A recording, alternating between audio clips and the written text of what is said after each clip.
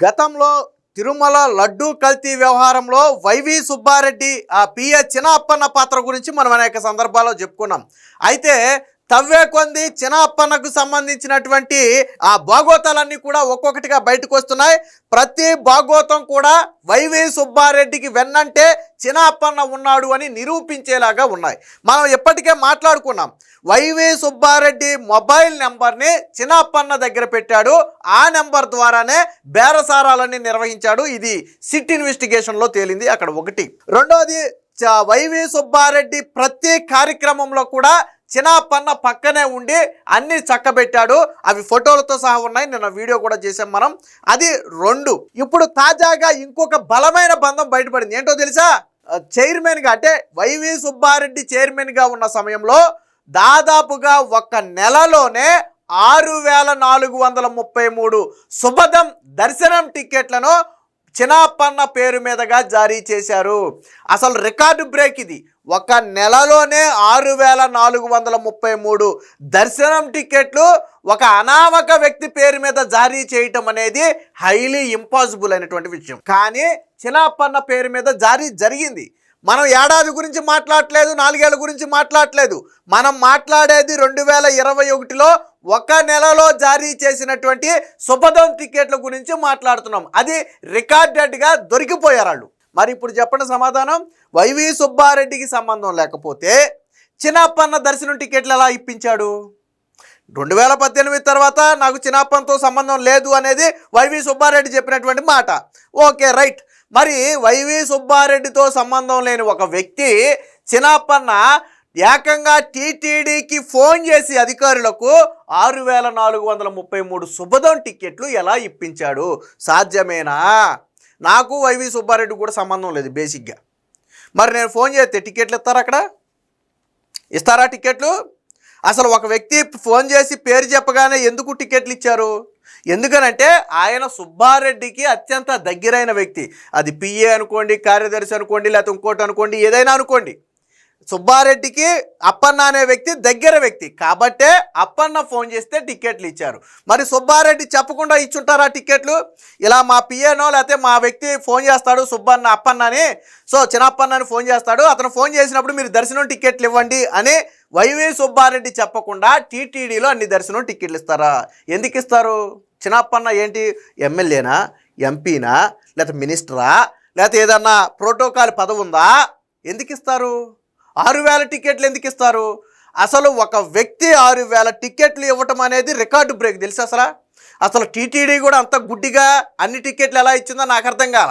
సాధారణంగా నెలకి ఎమ్మెల్యేలకి, ఎంపీలకి నాకు తెలిసి 15 దర్శనాలు 20 దర్శనాలు ఉంటాయేమో నాకు తెలిసి. మినిస్టర్కైనా అంతే ఉంటాయి ఆల్మోస్ట్. ఇప్పుడు రోజుకో దర్శనం ఇచ్చినా 30 దర్శనాలు. కానీ చినప్పన్నకి ఎన్ని దర్శనాలు ఇచ్చారు? 6400 దర్శనాలు ఇచ్చారు. ఇది రికార్డెడ్గా దొరికిపోయినటువంటి మాట. మరి ఎలా ఇచ్చారు? ఈ దర్శనం టికెట్ కోసం పాపం ఎంతమంది ఎదురు చూస్తారో తెలుసా? నాకు ఇప్పుడు డౌట్ ఏంటంటే ఇందులో కూడా ఏమైనా స్కామ్ ఉందా? ఈ దర్శనం టికెట్లు ఏమైనా అమ్ముకున్నాడా అని అనుమానం ఉంది నాకు. ఎందుకంటే 6000 టికెట్లు, అసలు 6000 మంది చినప్పన్నకు ఒక నెలలో ఎందుకు పరిచయం అయ్యారు? చినప్పన్న ఎందుకు 6000 మందికి ఇప్పించాల్సి వచ్చిందో నాకు అర్థం కాల. నువ్వు ఎంత ఎక్కువ ఇప్పించినా 100 ఇప్పించో, 200 ఇప్పిస్తూ, హయ్యెస్ట్ 500 ఇప్పించవచ్చు. హయ్యెస్ట్ 500 ఇప్పించవచ్చు ఏదైనా సీజన్ అయి ఉంటే. కానీ 6000 దర్శనాలు ఎలా ఇప్పించాడు? మరి ఇప్పుడు వైవి సుబ్బారెడ్డి సమాధానం చెప్పాలి. ఎందుకంటే ఆ దర్శనం టికెట్లు ఇచ్చినప్పుడు చైర్మన్గా ఉన్న వ్యక్తి వైవి సుబ్బారెడ్డి. ఆయన ఏమంటాడు? నా మనిషి కాదు, కానీ అతని హవా కొండ మీద నడిచింది. అసలు మాట్లాడటానికి ఏమైనా అర్థం ఉందా? సిగ్గు శరం ఉందా? నాకు అర్థం కావట్లేదు. వైవి సుబ్బారెడ్డి ఏమంటాడంటే నా మనిషి కాదు, కానీ కొండ మీద ఆ వ్యక్తి హవా నడిచింది. ఎలా?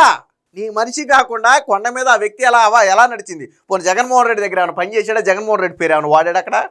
పోనీ చెప్పు, నా పేరు వాడలేదు, నా పేరు చెప్తే ఇచ్చిన టికెట్లు కదా అయ్యి, జగన్మోహన్ రెడ్డి చెప్తే ఇచ్చాడని చెప్పు. పోనీ జగన్మోహన్ రెడ్డి చెప్పాడేమో, ఇన్ఫ్లుయెన్స్ చేసాడేమో అని అనుకుందాం కాసేపు. మరి ఎలా జరిగింది?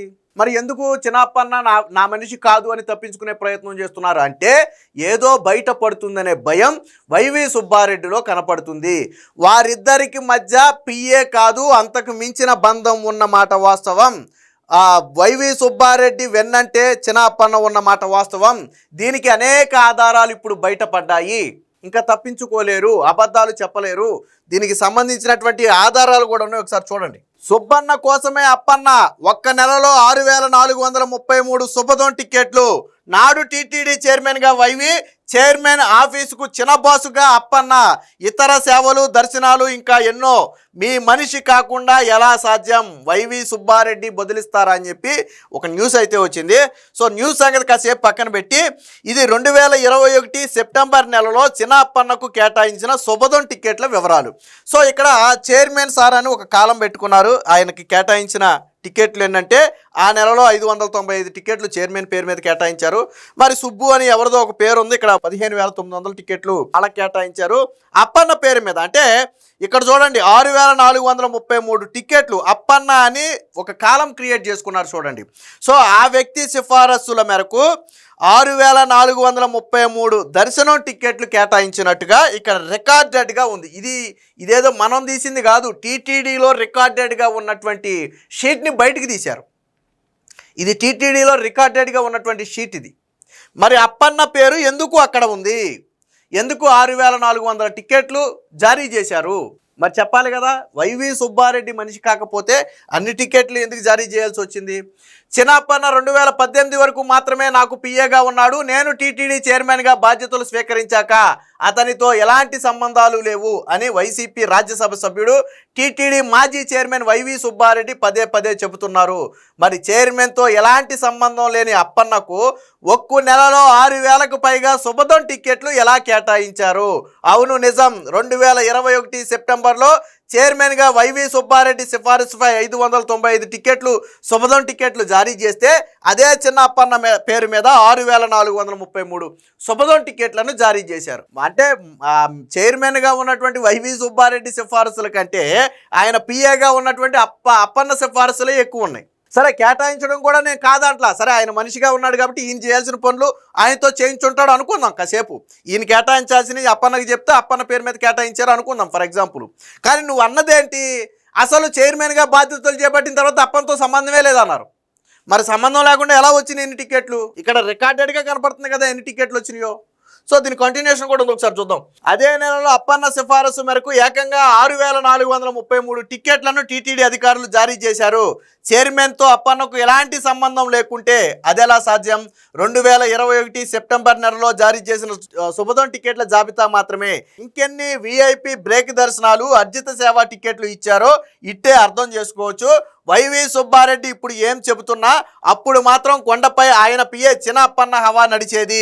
చిన్నప్పన్న కోరినన్ని దర్శనం టికెట్లు పొందారని, స్వామి దర్శన టికెట్లతోనూ దందా చేశారనే ఆరోపణలు ఉన్నాయి. అప్పటి చైర్మన్ను, కార్యాలయ సిబ్బంది చిన్నప్పన్న ఫోన్ చేసి చెబితే చాలు ఇష్టానుసారం టికెట్లను జారీ చేసినట్టుగా తెలుస్తుంది.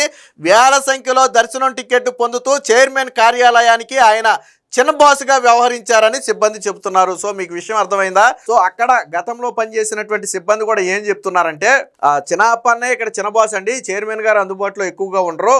సో ఆయన తర్వాత ఆ స్థాయిలో ఇన్ఫ్లుయెన్స్ చేయగలిగిన వ్యక్తి చిన్న అప్పన్నే, ఆయనే ఇక్కడ చిన్న బాస్గా వ్యవహరించాడు. అందుకనే అధికారులు ఏం చెప్పినా కానీ ఎందుకు నడిచింది అంటే అందుకే నడిచింది అని చెప్పి స్వయంగా అక్కడ పనిచేస్తున్నటువంటి గతంలో పనిచేసినటువంటి ఉద్యోగులు కూడా చెబుతున్నటువంటి మాట. మరి వైవి సుబ్బారెడ్డి మాత్రం ఒప్పుకోడు. అంటే బొకాయించడంలో వైవి సుబ్బారెడ్డిని మించిన వాళ్ళు లేడు. ఇన్ని ఆధారాలు కళ్ళ ముందు కనపడుతున్నా నాకు చిన్నప్పన్నకు సంబంధం లేదు. ఆయన చెప్పే మాట ఒకటే చిన్నగా, నాకు చిన్నప్పన్నకు సంబంధం లేదు. మరి ఇవన్నీ ఏంటంటే దానికి సమాధానం ఉండదు. ఇప్పుడు కనపడేవన్నీ ఏంటి అంటే దానికి సమాధానం ఉండదు. సో ఇలాగా సొంత మనిషే కదా కల్తీనే ఈ కుట్రలో చిన్నప్పన్న పాత్రలను సిట్ వెలికి తీసింది. డైరీ నిర్వాహకులతో బేరసారాలు, బెదిరింపులు, ముడుపుల వ్యవహారాలను ఆయన చక్కగా నడిపించారు. చిన్నప్పన్న పాత్ర బయట పడగానే ఒకప్పుడు నాకు పిఏ, తర్వాత కాదు అంటూ వైవి సుబ్బారెడ్డి కబుర్లు చెబుతున్నారు. ఆయన ఎవరో తెలియనట్లుగా మాట్లాడుతున్నారు. Personal assistant, private assistant, personal secretary ఇలా హోదాలు, పేర్లు సంగతి ఎలా ఉన్నా వైవి సుబ్బారెడ్డికి చిన్నప్పన్న సొంత మనిషి. తన అధికారిక లెటర్ హెడ్లో చిన్నప్పన్న కాంటాక్ట్ నెంబర్ పెట్టుకునేంత దగ్గర మనిషి. ప్రతి దశలో ఆయనకు నీడలా ఉండే వ్యక్తి. ముందు సుబ్బన్న, ఆ వెనకే అప్పన్న. ఇలాంటి ఫోటోలు పదుల సంఖ్యలో ఉన్నాయి. కొన్ని ప్రత్యేక లక్ష్యాల కోసమే నాడు చిన్నప్పన్నను ఢిల్లీలోని ఏపీ భవన్లో లైజనింగ్ అధికారిగా పంపించారు. కల్తీ నెయ్యికి సంబంధించిన బేరసారాలన్నీ కూడా ఢిల్లీ కేంద్రంగానే జరిగాయి.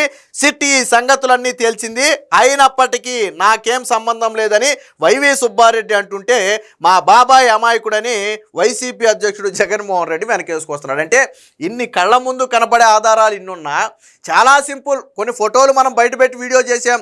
చిన్నప్పన్నతో మీకు 2018 తర్వాత సంబంధం లేకపోతే మీతోనే ఎందుకున్నాడని చెప్పి ఒకసారి అడిగాం. అలాగే ఇప్పుడు దర్శనం టికెట్ల విషయంలో స్వయంగా అప్పన్న పేరు మీదే శుభదం టికెట్లు కేటాయించారు, అది కూడా మనం చూసాం.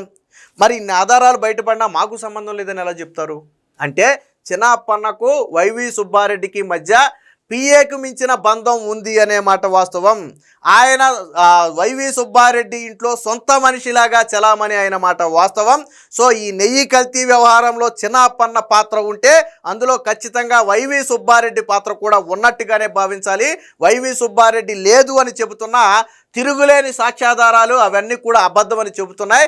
ఇప్పటికైనా వైవి సుబ్బారెడ్డి నిజం ఒప్పుకుని తప్పు జరిగింది అని ప్రజల ముందు క్షమాపణ అడిగితే మంచిది.